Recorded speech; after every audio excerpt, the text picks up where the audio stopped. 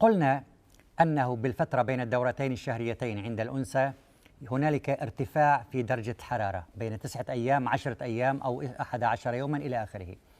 هذا ارتفاع الحرارة يدل على أن البويضة قد أصبحت في نفير فالوب وجاهزة للتلقيح. من خواص النطاف المؤنثة والنطاف المذكرة، طبعا في العصر الحالي أصبح عن طريق المجهر يمكن معرفة النطاف المذكرة والنطاف المؤنثة. طبعا طبيا النطاف المؤنثة XX والنطاف المذكرة XY. فنلاحظ إذا وضعنا بويضة ووضعنا اثنان من النطاف، واحدة مذكرة والأخرى مؤنثة، وتركنا النطاف يذهبان بعملية سرعة وسباق نحو البويضة، نلاحظ ما يلي: النطفة المذكرة أسرع من النطفة المؤنثة، لكن عمر النطفة المذكرة أقل من عمر النطفة المؤنثة. إذن عندنا عمليتين: إما في العمر المؤنثة متفوقة على المذكرة، في السرعة المذكرة النطفة يعني متفوقة على المؤنثة. فإذا أردنا إنجاب أنثى علينا أن نهتم بموضوع العمر، لأن في عمر المؤنثة النطفة أكثر من عمر النطفة المذكرة. لكن إذا أردنا إنجاب ذكر فعلينا أن نهتم بموضوع السرعة. ماذا يعني هذا الكلام؟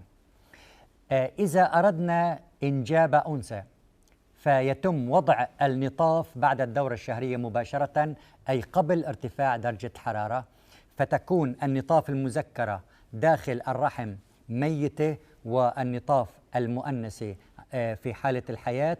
فإذا جاءت البويضة فالنطاف المؤنثة جاهزة فيكون المولود أنثى. إذن عملية وضع النطاف قبل ارتفاع درجة الحرارة أي بعد الدورة الشهرية مباشرة سيكون المولود أنثى. أما في حال إنجاب الذكور نترك الرحم عند الأنثى خالي من النطاف تماما ونراقب حرارة الأنثى.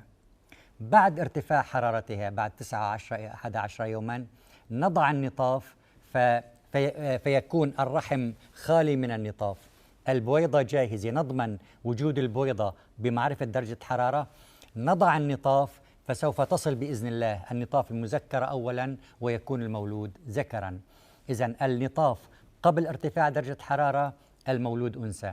إذا انتظرنا ولم نضع أي نطاف حتى ارتفاع درجة الحرارة وبدأنا وضع النطاف سيكون المولود بإذن الله ذكرا، لأننا اعتمدنا بذلك على موضوع السرعة.